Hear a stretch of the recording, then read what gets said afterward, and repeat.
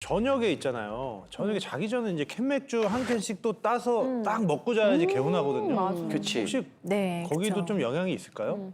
이제 육아하시고 그런 육퇴하시고 이제 다들 밤에 한 캔씩 마시는 분들 많으신데 네. 이제 맥주캔을 따서 보통은 그대로 마시잖아요. 따로 네. 컵에 따라서 마시는 경우는 잘 없잖아요. 네. 이제 그래서 이제 침과 알루미늄이 안 나면서 화학 반응이 일어나고 몸 안에 이제 쌓일 수 있어요. 그래서 이제 그래요? 윤성민 씨 체내에도 알루미늄이 쌓여 있었는데요. 정말요? 아 그래도 태주보다는 적은데요? 알루미늄이? 전 0.7이었어요. 또 윤성민 씨가 사실 더 걱정되는 것이 있었는데요. 바로 수은 수치였어요. 수은 수치인가 없는데? 아, 아직 네. 공개 안 한 거예요? 공개 안 하는 거예요? 네, 아. 한번 보시죠. 와! 와! 0.12. 맞아, 숫자가 높네요. 와, 어떡해요. 아니, 박사님 이 정도 수치면 거의 중독에 달한 수치가 아닐까 싶은데 수은이 뭐야? 수는 우리 그 건전지에 들어가는 그거 아닌가요? 이제 수은 건전지도 이제 쓰시기도 하죠. 옛날에 네. 이제 수은은 이제 뇌나 중추신경계에 영향을 미쳐서 인지 기능 저하나 운동 장애를 초래할 수 있는데요. 네네. 수은은 주로 생선을 많이 드시는 분들한테서 많이 꽤 나타나세요. 많이 먹어요. 네, 바다 생물의 먹이 사슬을 보면요, 아주 작은 플랑크톤을 작은 물고기가 잡아먹고 또 그 작은 물고기는 큰 물고기가 잡아먹고 그 큰 물고기를 더 큰 물고기가 잡아먹는 이런 과정 중에서 수은이 쌓이고 쌓여서 점점 농축, 축적이 되게 되는 거죠. 네, 제 환자분 중에 건강 관리를 아주 잘하시는 의사분이 계시는데요. 마침 병원 근처에 랍스터 가게가 새로 오픈을 한 거예요. 아이고, 못 참지. 요즘에 이제 입맛에 너무 잘 맞아서 이제 일주일에 막 회식도 거기서 하시고 막 이제 점심 때마다 가시고 이렇게 몇 번이나 가시게 됐다고 해요. 네. 이제 그렇게 되었더니 한번 보실게요. 네. 수은 수치가 어머나. 정말 실제예요? 수은 수치가 이렇게나 높았어요. 정말 실제예요? 네네, 저희 환자분이십니다. 네. 아니 랍스터를 얼마나 주셨길래 저렇게 수치가 높은 거예요? 3개월 3개월이요? 네, 꾸준히 다니셨다고 해요. 네네. 세상. 윤성민 씨는 이제 수은 수치가 아직 중독은 아니지만요.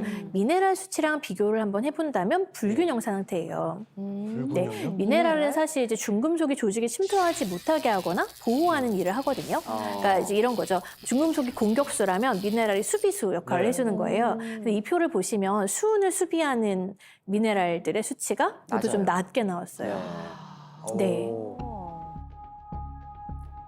이렇게 되면 이제 결국 활성산소가 늘어나게 되고 몸 여기저기에 만성염증이 생기기 때문에 이제 질환으로 이어지기가 쉽습니다. 그래서 수치가 아까처럼 이렇게 그 화살표 2개 거의 측정이 안 된다. 이게 조직에 중금속이 거의 이제 축적되지 않는다라고 나와야 좋으신 거고 반드시 치료를 하셔야 되는 분위기예요. 아니 근데 저도 사실 고지혈증 환자이기 때문에 사실 육류보다는 이제 회 맞아. 쪽을 좀 선호했는데 그 결과가 이제 또 이제 수은이 높고 그러네요. 알루미늄이 나오니까 뭘 먹어야 되는 거야 도대체?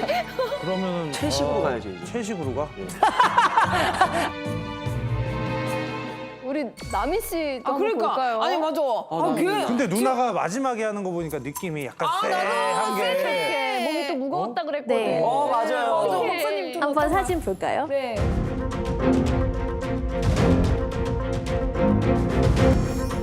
수은 수치가 조금 높게 나오긴 했는데요.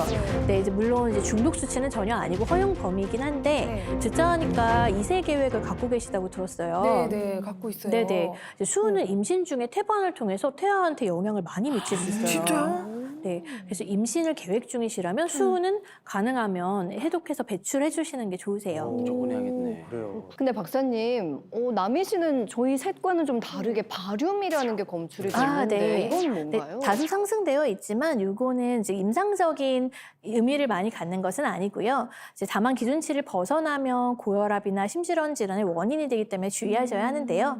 파마나 염색약, 목욕용품에 의해서 상승할 수 있기 때문에 사용하실 때 성분을 잘 살펴보시기 바라겠습니다. 저 한 달에 한 번 염색하거든요. 뿌리 염색. 최근에도 했는데 지금 티나죠? 뿌염! 잘 된대요, 근데. 잘 되긴 했는데 이거 하면 안 되겠네요. 정말 알게 모르게, 정말 모르는 사이에 조금씩 중금속에 노출되고 있었네요. 와.